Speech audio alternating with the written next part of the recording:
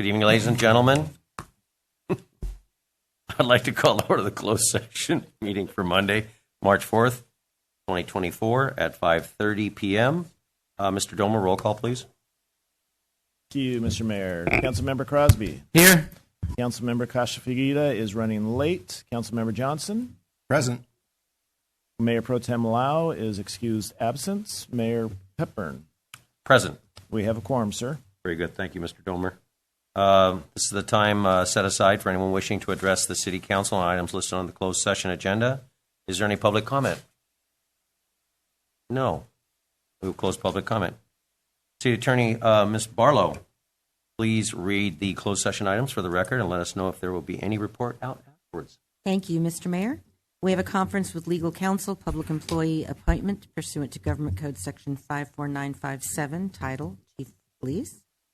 And then we have a conference with labor negotiators pursuant to Government Code Section 54957.6. Negotiators, city manager, assistant city manager, and city attorney, employee organizations, Laverne City Employees Association, Laverne Firefighters Association, Laverne Police Middle Management Association, Laverne Police Officers Association, and all unrepresented employees. And yes, we do anticipate the possibility of reporting out. And for the record, Mr. Kashifalghita has arrived. Thank you. Just a nice haircut. Thank you. Thank you so much, Mayor, and I appreciate you. Sorry, excuse my delay. You guys could turn off your buttons. We're not voting. Billy's voting. Okay. With that, we're going to recess into closed session, and we'll come back to our regular meeting at 6:30 p.m.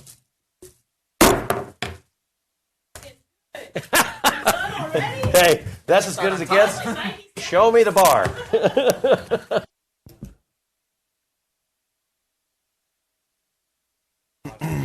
Good evening, everybody. We're going to start this meeting at 6:35 p.m. on Monday, March 4th. I want to remind everyone the city's rules of decorum. All speakers, members of the audience, and council members are to conduct themselves with decorum and not to engage in conduct that interrupts the orderly conduct of the city council meeting. Public comments will be accepted at the meeting by those physically in attendance at the appropriate time. Public comments via Zoom will only be accepted for the agenda items listed within consent calendar, public hearing, and other matters sections of the agenda. Tonight, we are going to have the Pledge of Allegiance, and Kash, Yes. Councilmember Kash. Thank you, Mayor. I'd like Marine and Chief of Police of Laverne, Sam Gonzalez, to come step forward, please, today to lead us in our Pledge of Allegiance.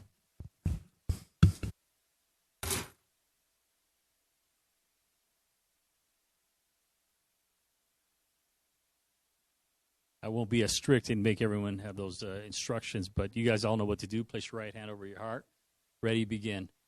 I pledge allegiance to the flag of the United States of America and to the republic for which it stands, one nation, under God, indivisible, with liberty and justice for all. Thank you, Chief. Mr. Domer, roll call, please. Thank you, Mr. Mayor. Councilmember Crosby. Here. Councilmember Kashifalghita. Here, sir. Councilmember Johnson. Present. Mayor Pro Tem Lau is excused absence. Mayor Hepburn. Present. We have a quorum. Thank you, Mr. Domer. We had a closed session previous to this meeting. Attorney Barlow, could you please report out? Yes, thank you, Mr. Mayor. There were two closed session items. On the last one, direction was given to staff. On the first one, which was public employee appointment pursuant to Government Code Section 54967, titled Chief of Police, there was action taken on motion of Councilmember Kashifalghita, seconded by Councilmember Johnson, and approved unanimously 4-0. We have a new police chief, and we will be bringing his contract forward at your next meeting on March the 18th. That would be Sam Gonzalez.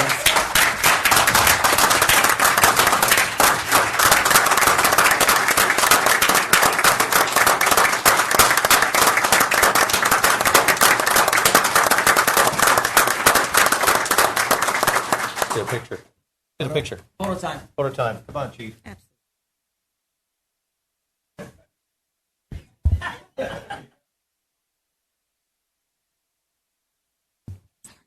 Thank you. Look at the waistline. Next time with the contract. Yeah.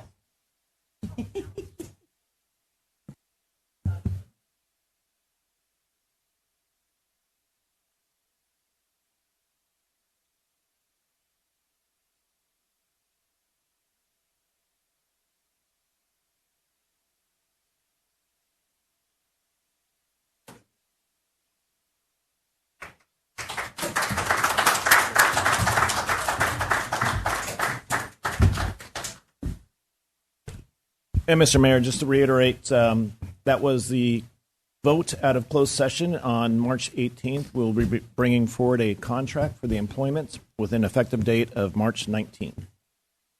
Thank you very much. And we're very happy to have you on board. I know the acting chief, Gonzalez, has done an amazing job in the last year when he was basically shot into this like a cannon when Chief Colleen Flores had her situation. So we're very honored to have you here. And as you know by the vote, that we're expecting you to do even better, greater things than you did before. And we're really appreciative of your time and what you've done for our city to this point. And we're looking forward to another many, many years of your service to this community. So thank you. This is the time with announcements of upcoming community events. And I've got a few cards here. First, I'll ask Mr. Juan Fuentes from Farmers Insurance to come up to the mic. Good evening. So, can't believe it's already March. Getting ready for some spring cleaning. So, for all you residents in Laverne, the Laverne Chamber of Commerce with the City of Laverne and Bonita High School are sponsoring a community yard sale on Saturday, April 6th from 8 till noon in the Bonita High School parking lot. We will also be including our health and fitness expo at the event. Health and fitness professional practitioner services and product providers will be on hand to educate about the multitude of health and fitness practices that can benefit all stages of life. There's no admission to attend, and everyone is welcome to browse, shop, and think fit. If you guys want a space, go ahead and go to the chamber website, and the information is there for if you guys need some, get rid of some stuff. So hope to see you guys there. Thank you. Thank you, Mr. Fuentes. Sherry Best.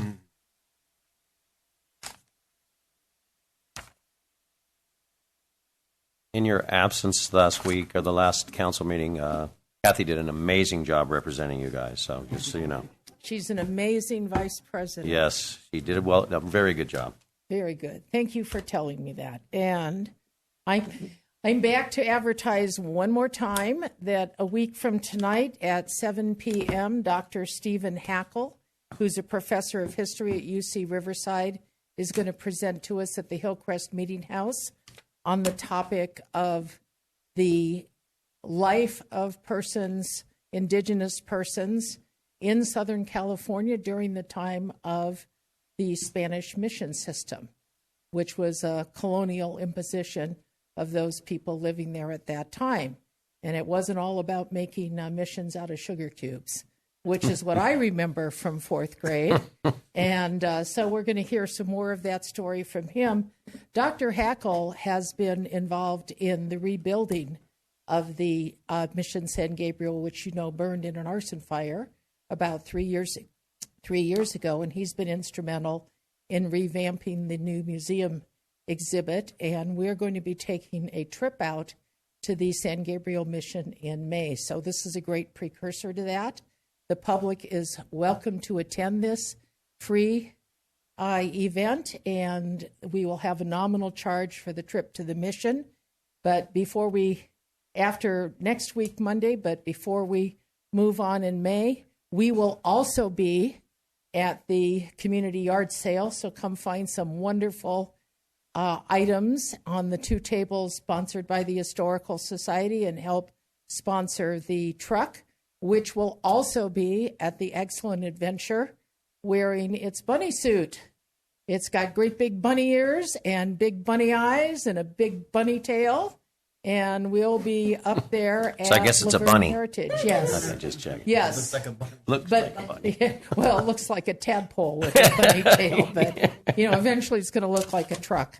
So in any event, we've got a lot of activities going on, and we invite you to join us and have a good time. I'll put flyers out. Thank you. Thank you, Sherry. And in my remiss was Juan is the president of the Chamber of Commerce. Again, thank you, Juan. Great service. Thank you very much. Raymond Swain. I've got it. We're good. He filled you out already. Hi, Raymond Swain on Alta Vista. I'm here to kind of talk about something that's been going on in my neighborhood, and then I find out it's not my neighborhood, it's the city. It's not just the city, it's the entire state.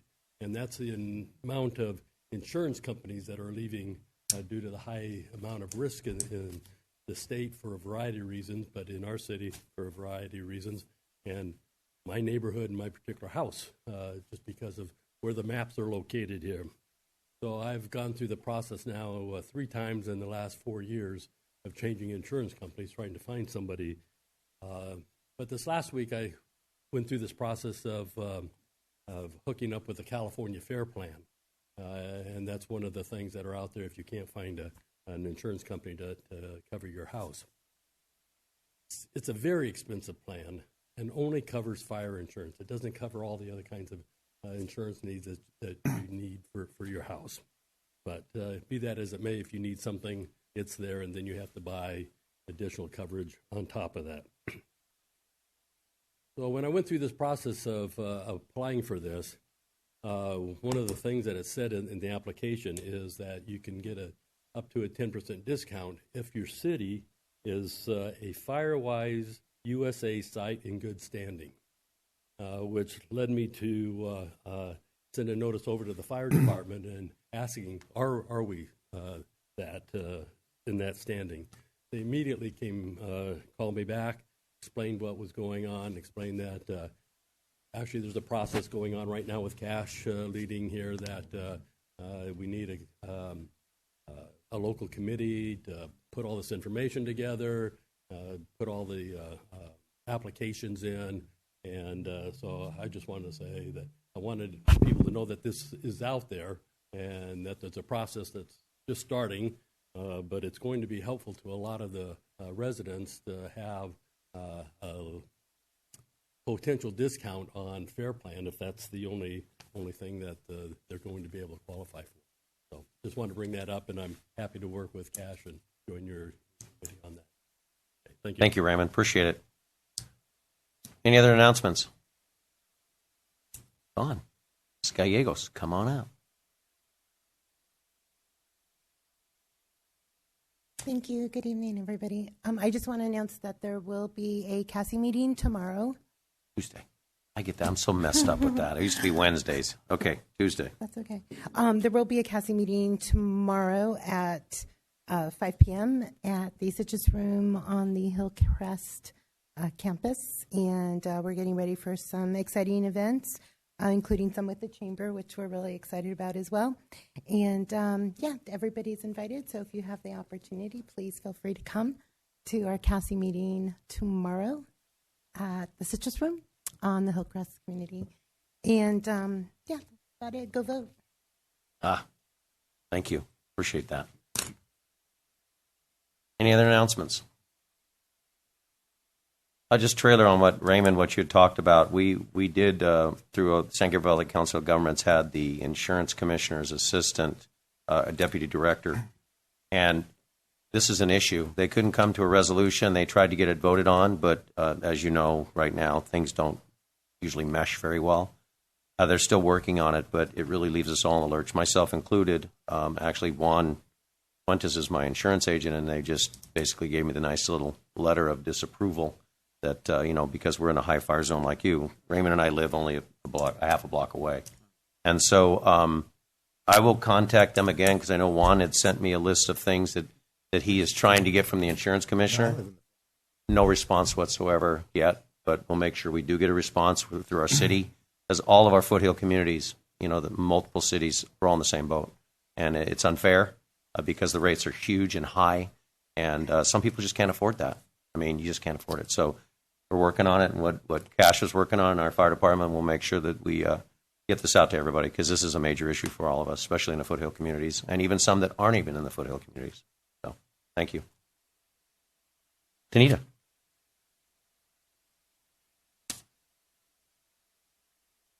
Good evening, Mayor and Council. I just wanted to remind those, or let them know if they're unaware, this coming Saturday is going to be opening day for Laverne Little League. 8 a.m. is the opening ceremony. From 9 to 3 will be vendors, sponsors, team booths. KISS FM 102.7 radio station will also have a booth there. So if you are available, please come and support Little League. I'm happy to say that the organization that I umpire for has contracted with Laverne Little League, so I will be working Saturday at opening day. So I hope to see all of you there. Thank you. Thank you very much. One more.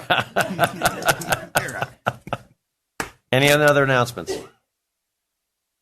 Okay, with that, we will move on to consent calendar. Did we have anything? This is the time sharing your. We move on to consent calendar. All items on the consent calendar are routine and will be enacted by one motion unless a member of the City Council or member of the audience requests separate discussion. Council, any requests for anything to be removed, or City Manager Domer? There were no requests earlier. Move to approve the consent calendar. Second. Vote. That was approved 4-0 with Council or Mayor Pro Tem Lau being absent. Thank you very much. Other matters. We will now move on to other matters. We have two items tonight. The first matter is the renewal of the General Services Agreement with the County of Los Angeles. City Manager Domer, please call for the staff member who will be reporting. Thank you, Mr. Mayor. I'm going to go ahead and handle this one. This item is consideration of a renewal of a general services agreement with the County of Los Angeles. We have essentially had the same agreement in place, renewed every 5 years since the late 1950s. This agreement actually updates the format and the services that if the city needs, we can request through specific agreements with the various departments to obtain. It's best to think of this as an umbrella agreement that is required for all other as-needed services that we have at the county. For example, we have a separate and specific agreement with the county for weed abatement through the Agricultural Commission. We'd have to be under this GSA agreement for that specific agreement to happen. As with many services, just because we have an agreement with the county does not mean that we are paying for the service. Weed abatement is paid through for property tax charges back to the affected property, except for our own properties that are under that program. And quite simply, we choose to have the county do it because it's the cheaper option to have it done. So we have a separate agreement with LA County Fire for dispatch services. That's authorized under this GSA agreement. And again, without the GSA agreement, we wouldn't be able to have that dispatch services agreement. They would make us get this umbrella agreement. So there are many other smaller agreements that we can pay for as needed, but it's all due to this umbrella agreement. So it is really just that. It's that entry into being able to work with the county, and then once you're in the door, you can go for the more specific agreements and all that. So hopefully that answers some of the questions about it, but myself available, JR, who's been talking to the county quite a bit, and I did talk to one of the county folks today just for some more specific questions. So. You had a question, Mr. Johnson? Yes. This is a fairly lengthy service agreement that keeps coming back. Are there any changes to it? Because I see no red lines or any type of indication that anything has changed. And normally we would expect on the council and residents that if there are changes to an agreement, that it's highlighted in some way. There are changes because, again, the original agreement we had was from the 1950s. So the language has been updated to include some of the department names. They've included a matrix of what actually services, the very small matrix, but of what we either currently have or are accessible to with the county. There was some standard indemnification to reflect law changes.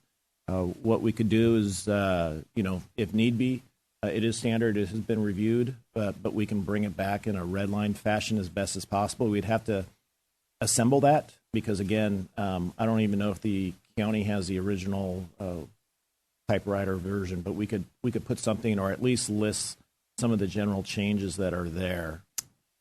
Yeah, they didn't send us a red line revision, but we did review this version. We're satisfied that it was acceptable. I think also there's the cost of what we've spent in the previous years. We have a whole matrix of services that they provide. Obviously, they're etched out on a number of them that we don't need. But, at the end of the day, what did we spend over the last few years, each year on specific services so we can let, so residents know that this is what we perform from them, this is what they perform for us, this is the dollar amount that we, put through there. Because obviously a lot of it's reimbursement, but some of the services we have are through general fund, I would imagine. So. Correct, yeah. And again, the most expensive item that's on the services is that annual dispatch services. That's about $160,000 a year that we would have been paying in other ways, be it our own dispatch or with another mutual dispatch center that's out there. And looking at things, elections are also included on this, so that goes back and forth. So $60,000 to $90,000 each year, depending on if it's an election year. And the weed abatement. Weed abatement is included in there also. There's minor things such as we do have water property outside of the city limits, and on our own property within our own jurisdiction, we don't pay property taxes. But on those properties, we have to pay property taxes. So again, that's just some of the smaller things that are within this agreement. Health permits for our own needs. We do have the community center, and the health department does come here, and we pay the permit fee for them to inspect our kitchen. So it's those little things. But again, in 2022, the total amount was about $341,000. 156,000 of that was for the dispatch services. Over 60,000 was for the elections. Over 77,000 was for weed abatement, and then everything else was pretty much under 10,000, just here and there. Yeah, because you've got, you look at the matrix, you've got district attorney. Of course, he hasn't done anything. Then you've got GSA, MOU, and others. Then you've got, you go down the matrix line, and then and those are costs that actually, if we need. You can read that? Yeah, I can actually. Especially on the internal I won't be able services, to after this meeting. GIS matrix, those are if we need those costs. We haven't, so we haven't been billed those. Yeah, because like telecommunication services, energy and environmental programs. Yeah, I just, because it's something that obviously we've been doing it since the late 50s, but at the end of the day, we probably should know what our matrix is and what we're actually. Yeah, so the process on this, and I'm more than happy because clearly I have some of the information. Okay. Yeah, you've got some costs, which is good. Yeah, I can put that down so there's more information for you and the public.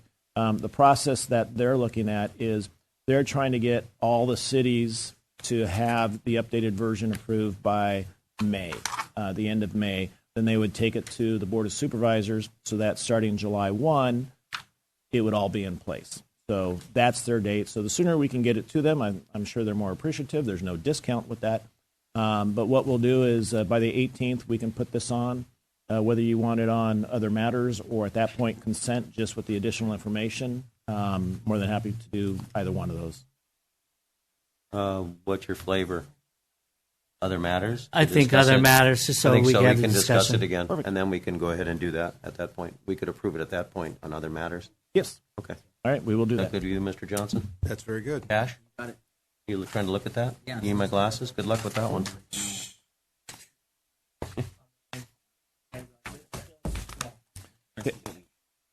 Yes. We need to open up public comment on this one. We're going to open up public comment. Ms. Beauchamp.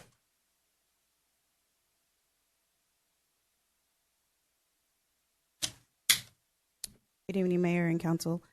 I apologize, Mr. Domer. I should have sent you an email. I know you would have answered my questions, but I have questions about this item. So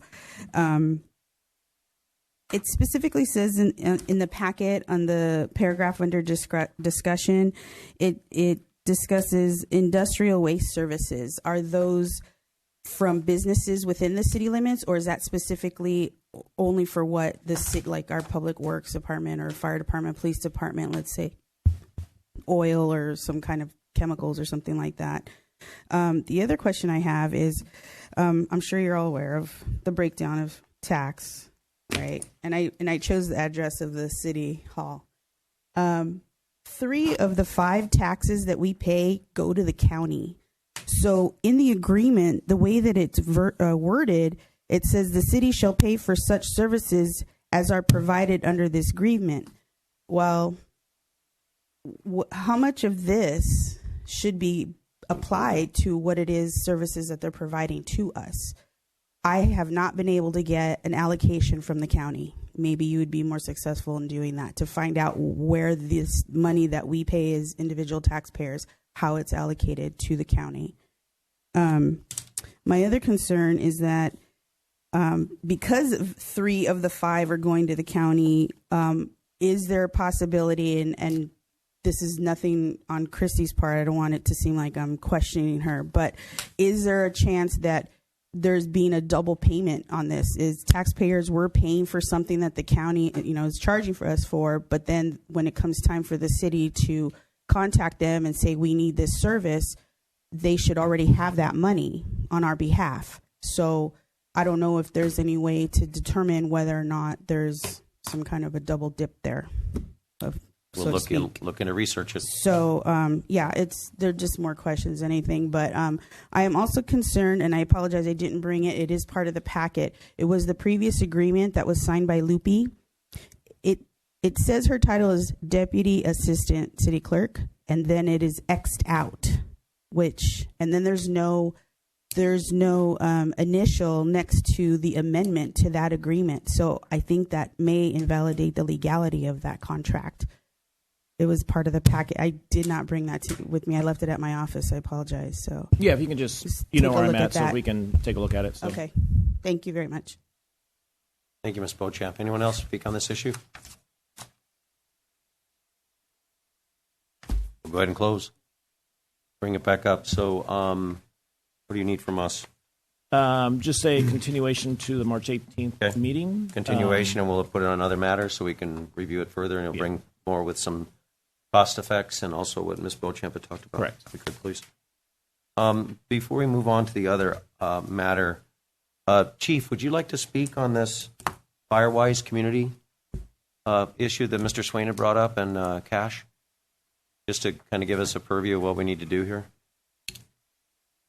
I do apologize. I think that someone else is going to speak on it, but even though you're damaged, you can, I'm sure, speak. So. The brain still works. So good evening, Mayor, City Council. The Firewise community issue, not an issue, it's actually a good thing for our community. It was brought to our attention by a resident who spoke earlier, and he simply asked if we were a Firewise community. It's something I'd heard about in the past, but wasn't something that I've had time to personally address in our city, so I did some research into it. And it's actually administered by the National Fire Protection Association, which is NFPA, and then it's co-sponsored by the U.S. Forest Service and the U.S. Department of Agriculture. And ultimately what it does is it encourages a community to voluntarily come together to make sure that your community that's up in your designated high fire hazard areas are working together to reduce their vulnerability to wildfire damage, death and destruction, all of that stuff. The process is fairly simple and straightforward. It requires us to form a voluntary committee of up to 8 members.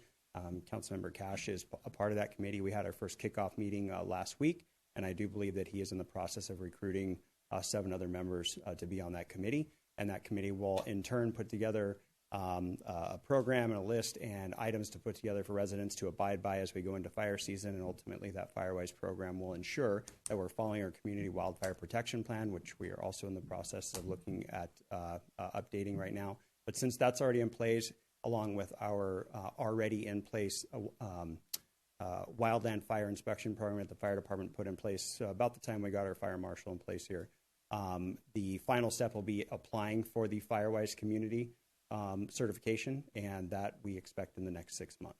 So once we have that in place, we'll certainly let everybody know. We'll make sure that we do it formally here at City Council, and then everybody can put it through their insurance companies. Thank you, Chief. We'll go ahead and agendize that, so when we have more information, then we can all discuss it at a later date. Yes, we'll bring that back as a presentation. The attorney's giving me the eye like, shh, enough. Yeah. But thank you, Chief. Appreciate it. Sure. And this would be my opportunity to let the community know that Councilmember Kash is looking for more members. Beautiful. Thank you. And Mr. Mayor, just for the record, I did win the arm wrestling contest with the chief. I think his wife did, so don't worry about it. Okay, we'll move on. Move on to the second matter, the Sworn Employee Firearms Program. Senior Manager Domer, please call forward the staff member who will be reporting on this. I'd like to call up Lieutenant Leeper. Good evening, Mr. Lieutenant Leeper. I Also won the arm wrestling contest with the chief. I'll take you up on that. Good evening, Mayor, City Council, City staff. Nice to be back again 2 weeks later. So we'll make this a regular thing to see you guys. I'm here to talk about this new program I'm excited about. It's not new in law enforcement, but new to us. So historically, our department has purchased a block of firearms for our officers. When we do purchase it, it's roughly at 100 at a time. There are varying reasons why we buy so many, but the cost 10 years ago when we bought our guns was $40,000. Today, we're at a point where we have to replace those firearms. Unfortunately, due to varying factors, that cost is going to be about $70,000. So we looked at some creative ways to try to keep our costs down in the organization.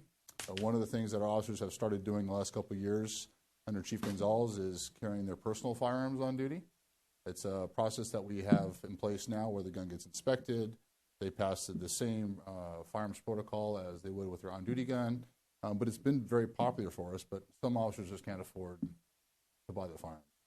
Our partners next door in Claremont started a similar program, and we're successful with it, so we looked at it and thought it was good here. So upon looking at it, it does a couple things for us. But we do have an immediate need to replace our firearms. That cost is $70,000, like I said. But there's two parts of this program. The first part of the program is a loan program. And what that does for us, it allows the officer that's off probation take an interest-free loan against the city for a 2-year period. They'll get payroll deductions over the course of the 2 years to pay back that loan. So what that does for us is that puts a gun in the officer's hands that they still have to meet the criteria with for qualifications.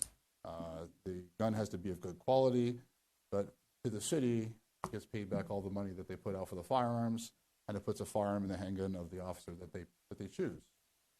The second part of the program is for our new officers. And so our new officers coming in the door now get a handgun provided to them. We do have some limitations on new officers because they're not sworn officers, so we can't give them off-roster firearms. So along with that, we have some initial costs that we do have when we have a new officer. In fact, one of our new officers, Haley Race, is here with us today. Her partner's not here, but we dragged her along. So we buy them a holster, we buy them sights, we buy them a flashlight for their gun, and an ammo pouch like I have on here in front of me. So there was a cost that we already pay for a new officer. But along with that, we would give them an allowance to buy all those things along with a firearm. So the savings to us is it would cost us roughly $123,000 if every officer took the max amount to take the loan out. And all of that money gets paid back to the city. So we're saving $70,000 by doing this loan program, not having to buy new guns. And for future officers, it costs us $1,500 per officer. So what that means today is it would cost us roughly $4,500 today, which we do have budgeted for under our equipment budget. It wouldn't cost anything beyond our current budget. And then next year, we're looking at roughly $7,500 out of the new budget based on retirements and some potential replacements moving into the future. There's a lot of benefits to this. There's a huge risk and liability benefits. So by an officer being more proficient, it's going to reduce our risk, not to the officer, but also to the community, and it decreases the liability to the city as well. It's going to reduce our liability to streamline the amount of guns that we have to have in stock. And along with that stock, we can sell that stock back to a firearms dealer, get some credits towards the purchase of other ammunitions or other replacement firearms like rifles that we need in the future.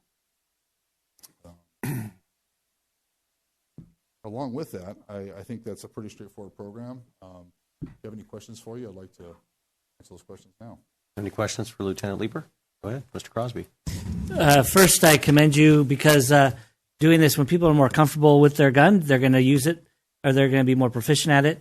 Not everyone's hand size are the same, and so really appreciate that. But is there an approved list that they can choose from so that someone's not going and buying a gun that's not appropriate for them to be used as an officer?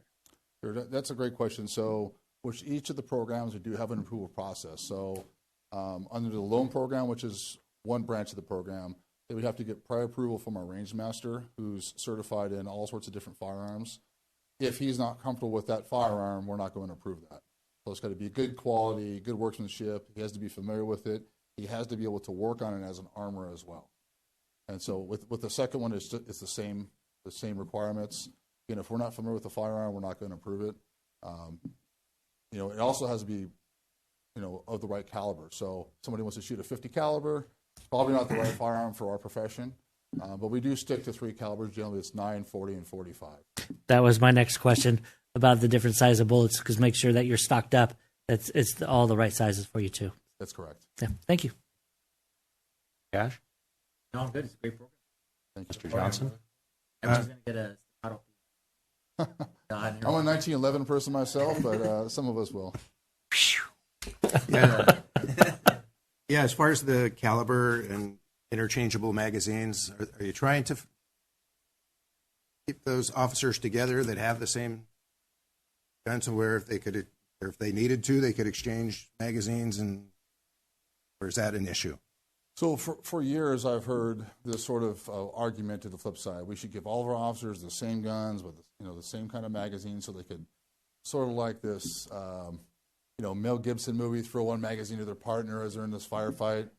It is very, very rare. I have seen it once, but it's such a rare occasion that it's actually just most shootings are less than 8 feet. They're less than 5 seconds. It really doesn't have this opportunity to do that. So, it's really better to give them the right gun with the right size that they're comfortable with, that they're proficient in, rather than just sort of exchanging magazines back and forth. I mean, years ago, most of us remember Hollywood area, big shootout. That was the bank. Fortunately, that was the Bank of America. Yeah, they had high-powered. Yeah, we're really blessed here with this city that we do have, an urban patrol rifle program. We have all the tools that we need in the cars to deal with something like that. And so with this new program, actually, that gives us increased capabilities of that, should that happen here in our community. Yeah, just want to make sure you're protected. I appreciate that, sir, very much. Ditto. Yeah, I just think it's important that you have what you need, but also the versatility of the people in the hands that have to use it. Very important to have something that's comfortable, something that fits, something that you're proficient at.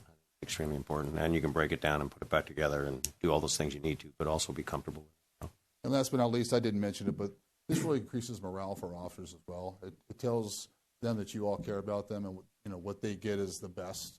And so it's really the give back. It's a win for everybody. The community gets a good win with the officer being happy. They're happy with their council supporting them, and then you get a good work product. So we do appreciate that very much.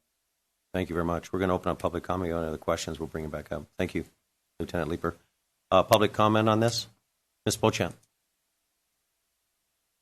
Good evening, Council. They're just questions for Lieutenant Leeper. With this loaner program, is there an increased liability to the city because they do not outright own the firearm? And also, how is that factored into if there's an incident, then like workers' comp covers that? What provisions are provided for law enforcement officers using weapons that do not belong to them? I know, like, for example, SWAT has military-grade weapons that they don't personally own, but there's, like, specific legal contract that covers that. So I don't know how that would work for an individual regular officer. Thank you, Ms. Beauchamp. Any other public comment on this issue? Go ahead and close public comment. Mr. Leeper, please. Well, thank you, Danita, for your questions. They're always very good, so I appreciate you. I'll talk about liability first. So the standards that we set in our shooting protocols, the courses of fire that they shoot, the amount of times they have to shoot, the qualification periods that they meet, that's really where our liabilities start at, and they continue in the decision-making process when an actual OAS occurs. So a weapon that they carry, because it's been certified by an armor, of good working quality, is really no liability unless we go outside of some set parameters. Those parameters will be set in policy, which we talked about the caliber for both you gentlemen. But the real liability exists in the decision-making. And hopefully we give our officers, and I think we do a pretty good job giving good decision-making protocols, good training, good use of force training, good firearms training. And so I don't believe the firearms is going to increase the liability. Along with that, He mentioned workers' comp. Workers' comp is not going to have any bleed over into the firearm whatsoever. It's a separate entity and it's a different realm. So I won't speak to that. I'll leave that up to the city attorney. Thank you, Mr. Mayor, members of the council. I agree with Lieutenant Leeper. Liability doesn't really change under this program. We are responsible for our officers while they are on duty, regardless of whose weapon they are carrying. This program is designed to allow them to have a weapon they're most comfortable with. And our hope, of course, is that that will reduce liability by allowing the officers to have the comfort and the proper training with their weapons. Workers' compensation, likewise, should not change as a result of this. And this doesn't have anything to do with less than lethal. It does not. This is just a firearm only. It doesn't address 40 mils, tasers, beanbags, batons, pepper spray, or anything of that nature. The third question she brought up was the weapons that SWAT carries. Sort of a misnomer with SWAT is the handguns that we carry the same as the guns that we carry in patrol. They're not covered under the AB 41, which I'll see you all in 2 weeks for. The rifles that we carry are also the same ones we carry in patrol. So although they're in the report, they are the same exact ones that officers would respond to if we had a bank robbery or such event. Thank you, Lieutenant Leeper. 3 times in a row. That's right. 1, 2, 3. I appreciate Thank you very much. Appreciate the report. Any other questions?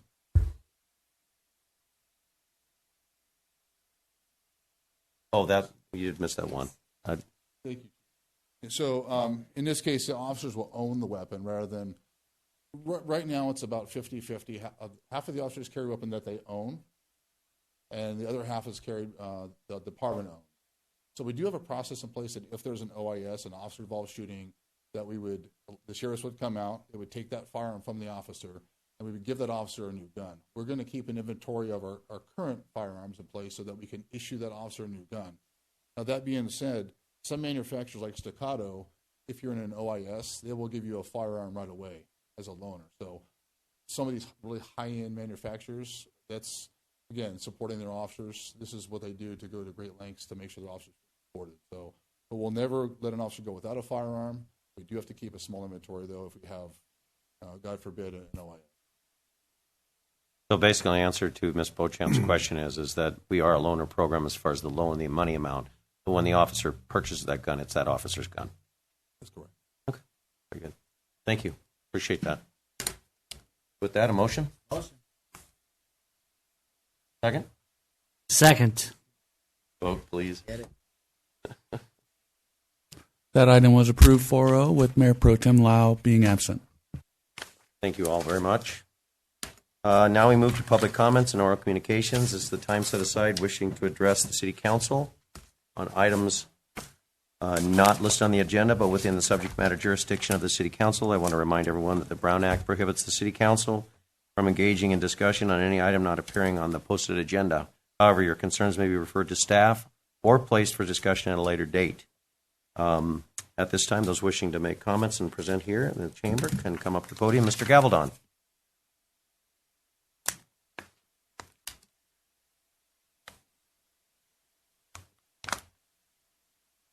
Joe Gabaldon, Amherst, Laverne, California.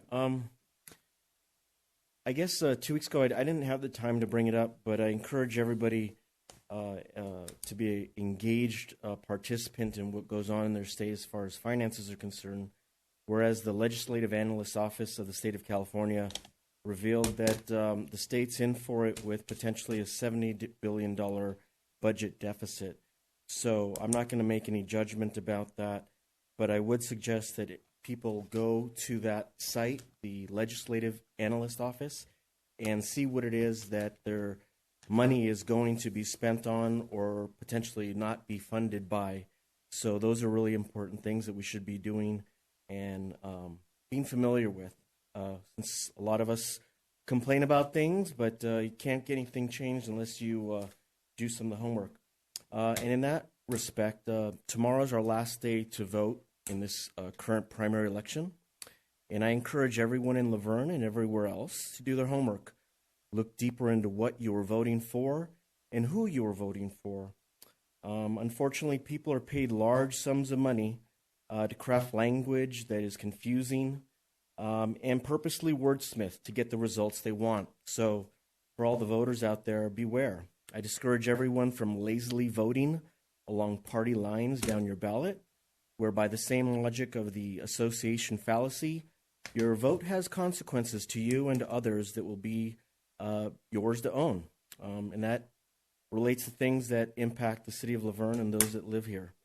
In this regard, it is of my faith and believe in God that we are all in the end held to a higher standard of community accountability. And where in his sole judgment, his definition of what is right and wrong, we should remember that we cannot hide from him our choices and the outcomes from the people and things we vote for that are either selfishly motivated or take from others. And in many cases, both in freedoms and finances. Thank you. Thank you, Mr. Gabaldon. Any other one for public comment? Ms. Beauchamp.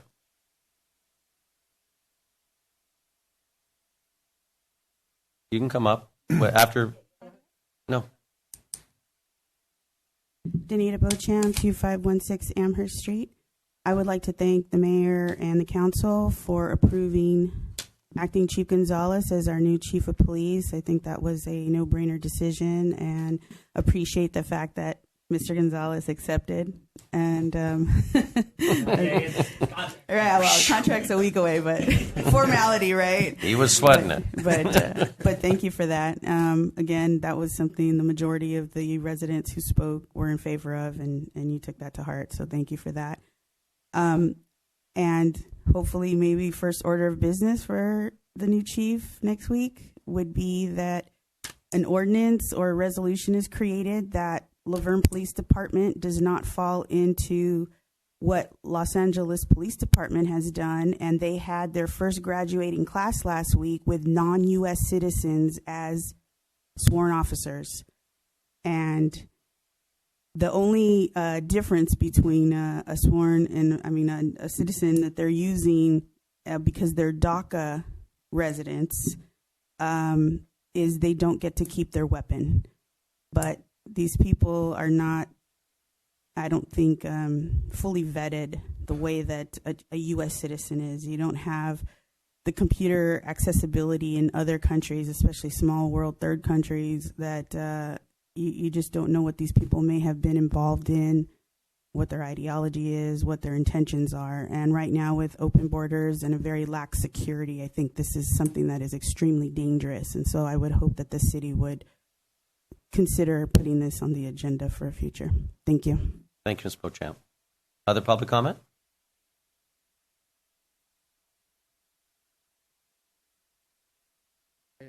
You're fine. Just your name. Oh, okay. Grego Heather. I live in Laverne, but I wear the San Dimas shirt because they're a good neighbor. And I want to pass this around. Okay. My reason for speaking is because of the downtown area has a restaurant, and they have these K-rails in the front of the restaurant. It's been there since the pandemic, and I called the city hall about, it was last year when I came in here in person, and I asked the person, as I talked to a city planner, his name was Gabriel, and I was telling him, those K-rails, all the restaurants, when the pandemic first started, all of them had K-rails in front of their restaurants for outdoor dining, but now that the pandemic is over, here we are in, it was March 2023 last year, why does that one restaurant still have the K-rails up? And he was saying, oh, yeah, I know what you're talking about. They have a permit to keep them up until February 2024. And so here we are, February 2024. I called back, and I was on the phone with the same person, and he was saying, what's happening is that we have a community committee who's kind of in charge of the overall look of the downtown area, and they were coordinating with some of the business owners down there. And so they're voting on it. They got an extension till May. And so their next vote, because it's still temporary as of today. It's not like some permanent thing that you guys put into place, but it's a temporary permit for them. And he was saying their next coming election is in May. And so at that time, the community's going to get together, and our committee guy here, I think his name was Eric something. I can't remember his last name, but he said, yeah, we're going to have a vote on it in May. And so my concern is that the pandemic is behind us. I don't really see a reason why we should be allowing one restaurant to hijack the entire appearance of the downtown area when, if you look at the picture, as you can see, that picture was taken in the 1920s or 50s maybe, but as you can see, the character of the downtown area is as you see it in that picture. And so why this one restaurant is allowed to keep their hay rails up way past the pandemic, and I feel that it would kind of be the same thing as if someone on the historical street of the city, which is 3rd Street, where most of the historical houses are, if some neighbor there who moved in decided to just leave his trash cans out on the street there 7 days a week, what would the community do? They'd probably send him an envelope on his door and say, we're not trying to kick you out of your house here. You have every right to live here, but for the appearance of our city as a community, we think that it's demanding more of the community than the community is demanding, than you're demanding of yourself to leave those things out there. And so that was my concern. And so it just seemed like the best thing to do would be to talk to the city council members, because you were the people who put it in place. And so I don't think that the pandemic era K-rails should be up there. And so my main reference is that picture, because as you can see in this picture, I have a kind of a cropped picture of the same thing here, but there are no K-rails in here. Well, So our city manager can make a comment on that because it's our community development director. Also, it's our downtown business district that makes those decisions. It's not a council decision, but the city manager can talk on that. Not before. I called the few businesses up myself, and I got hung up on. I given the cold shoulder by a few businesses who just didn't want to, even converse with someone about it. And so to me, it's like they were letting their pride get in the way of something that really doesn't have to do with them. It has to do with the look of the city. And so it's like, why would they be so reacting as if they had something to defend when there was nothing to defend there? It's about the appearance of the city, not their pride. Or they maybe feel on some level like they're going to sever ties with their good friends who own that restaurant, because I know the people in the downtown area are relatively tight with each other. So, I mean, they're not strangers. They know each other. So they probably feel on some level like, we're friends with them. We talk with them every day. So we don't want to turn on them on some level. It's a camaraderie thing. To me, I think it's, they're putting their camaraderie and, their view of what is going to jeopardize their camaraderie with their fine, restaurant neighbor to their business with, instead of just thinking of the good of the city. And I think they're putting, their loyalty to their friendship with the owners of that business. I wish I knew the name of it, but it's just it's a Chinese restaurant, and it's right there near the corner. We know it well, but we'll refer it to the city manager. You made your point very clear, and we do understand, and we appreciate your comments. But can you comment on that? Or do you want to just, probably we should let Director Scheer talk about that when he gets back? Eric's on vacation this week, but he's Yeah. on vacation this week, and so He would be your liaison to talk to. We cannot discuss it right now with what the downtown business district does. But what can your city manager tell me? Well, the problem is it's not on the agenda, Yes. so we can't have an open discussion about it under the Brown Act. But that is, you're right. There is going to be a public meeting with the Downtown Business Improvement District, and I would suggest that that's going to be on our website as to when and where that will be. So it is a public meeting, and I do believe there will be a vote at that May meeting on this issue.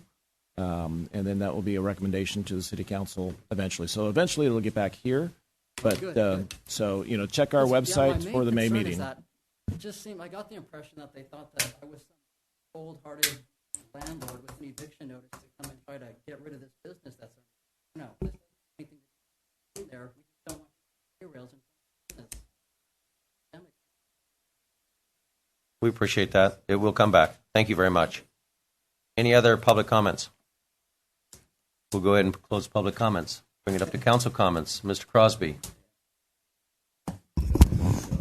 Thank you so much. Yes, tomorrow, make sure that if you haven't voted yet, go vote. I know my family and I last night got to vote at the University of Laverne.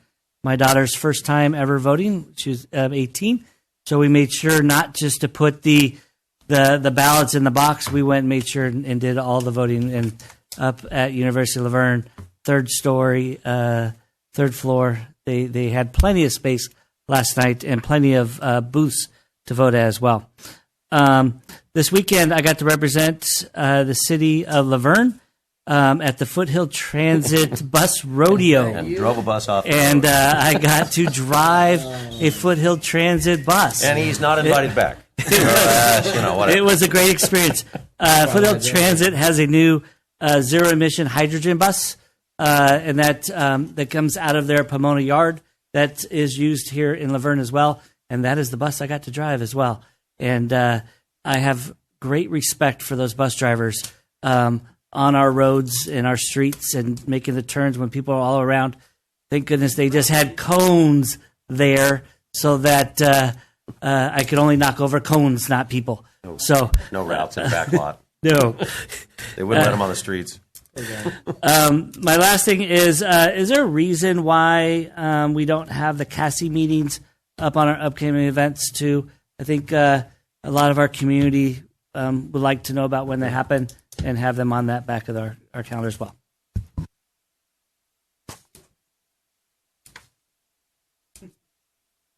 There you go. And make sure it's Tuesdays. Thank you. Councilmember Crash. I would have given anything to role play an unruly passenger on that bus that you would have. I mean, I would have. Which is not too far from the truth. That would have been so amazing. Yeah, but hey, great time. So hopefully we get an opportunity to maybe present the Firewise community that the good fire chief was explaining to me. Really brought it home for the community that lives up in obviously North Laverne. But you know what? With other areas and fires that I've seen throughout the world, it could affect the whole city, right? So I really am looking forward to getting community members engaged in something as amazing program as this is, where we're going to have a fire chief or fire marshal and Lonnie. Lonnie's a great guy. He's been really taking a heavy load on this because I got a lot going on. So hopefully on our next discussion that we can have, I'd like to open it up to the community more, maybe have a meeting here during the week so we can kind of all discuss this and we can expand our community outreach and to get people involved in a great opportunity. And the fire chief did mention the National Fire Protection Agency, NFPA, but you can definitely get that at www.nfpa.org, and I look forward to that. And I apologize, I'm going to be able to see the the Little League this weekend. I'll be on active duty military, going to really combat zone in Hawaii. It took me over 25 years to finally get a unit to get to Hawaii, and then they're going to go there, and I got to go to Guam. But that's okay. It's a great place to visit. My God. Another great state, but I'll be back shortly. But I am going to miss that, and first time I missed it in a few years. So represent well those that go, and that's all I have. Thank you. Be safe. Yep. Councilmember Johnson. I exercised my civic duty this afternoon at the University of Laverne as well and voted. It was very simple to do, but I recommend everyone give it a try. Long time listener, first time calling. And no later than what, 7 o'clock tomorrow night, or is it 8 o'clock? 8 o'clock tomorrow night. Tomorrow night. Yeah. I plan to be at the Little League opening day weekend. Thank you. So, wish all those Little League players the best. That's about all I have. Thank you, Mr. Johnson. I will not be at the Little League, unfortunately. But I will be in D.C. With the San Gabriel Valley Council of Governments, meeting with our executive branch departments, with U.S. DOT and HUD, and discuss the San Gabriel Valley COG legislative priorities and legislation in the areas of affordable housing, homelessness, transportation, infrastructure, mental health, and funding. As was mentioned in one of the public comments, that the budget, our wonderful governor, has changed multiple times. We still don't know where we're at, and it's not going to be pleasant. I think it's going to be a really bad time right now when we go from a $98 billion deficit to a $60 or $70 billion, or a $98 billion surplus to a $70 billion deficit, to a 38 to a 37, and now back to a 70 again. So we're not sure where we are, but it's really affecting a lot of the programs that I know that the COG has done with the San Gabriel Regional Housing Trust, things like that afford our communities also to help the homeless, whether it be services, housing, vouchers, things like that. They have basically just cut the funding off completely, and there's hundreds of millions of dollars that the governor's holding at bay, and a lot of the other agencies. So it's going to be a really difficult time for us, and we're going to D.C. to discuss with our higher electeds to make sure we keep this funding in, the things that are very important to our San Gabriel Valley communities, that we can keep that funding. So unfortunately, I will miss that. We'll be well represented. And then I voted multiple days ago. I just stuck the button on, but I put it in that wonderful box by Oak Mesa about a week and a half ago. But it's our constitutional right. We need to do it. And voter turnout is already low. We need to bump that up. There's a lot of important issues that are going on, as other people have mentioned. There's a lot of important issues going on, a lot of people that need to be elected to make our government work better, and we're in a very odd time. So get out and vote. No matter how you vote, get out and vote. With that, I will turn it over to our city manager, Domer, talking about the city hall and some construction going on. Yes, Mr. Mayor, and for members of the public, tomorrow City Hall will be closed to the public, but we're going to be here. What we're going to be doing is, if you've tried to access the community services area, you notice those public counters are being replaced for ADA purposes. We're going to be doing the same thing out here. So tomorrow we're going to be clearing out the council chambers and setting it up so that for the next 2 weeks following, we can serve the public in here while they are using jackhammers in some cases and saws to rip out the counters and to build new counters that will be ADA accessible. So the water, customer service, public works, business license, finance, and community development, the planning counters are all going to be down. So tomorrow, if you do need anything, we're still going to be answering the phone, so please call us on the phone. Or always go to 24/7, go to the Laverne Link mobile application. You'll be surprised at how much you can get done with that, especially on code enforcement issues. But please excuse our dust for the next 2 weeks, and hopefully they stick to that. A couple other Those items. contractors, gosh. A couple other items you'll notice if you're over at Las Flores Park, they're starting to work on the conversion of one of the tennis courts to a pickleball court. And then they also started draining the pool, and so they're studying on that for the improvements to the pool deck. And that's, again, a project with the University of Laverne and Bonita Unified School District. So we greatly appreciate their partnership on, helping keep that asset great here in the city. So that is it, Mr. Mayor. Thank you, Mr. Domer. Also, Lowell Brown Park, they are completing the installation of the new playground equipment, which is absolutely amazing. It's huge. It's going to be wonderful. I know that's been a long time coming, but Community Services Department, thank you.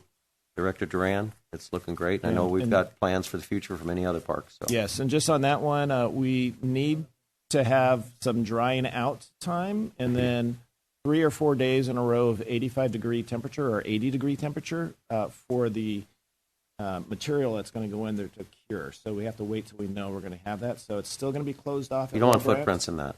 That's not a good idea. We do not want footprints. You don't want it. Yeah. So very good. With that, I appreciate everybody's comments. I appreciate everybody being here tonight. The next regular Laverne City Council meeting is on Monday, March 18th, 2024 at 5:30 p.m. As a reminder, upcoming events and meetings are posted on the last page of the City Council agenda. And again, thank you all for attending tonight. We adjourned at 7:37 p.m. That's up first.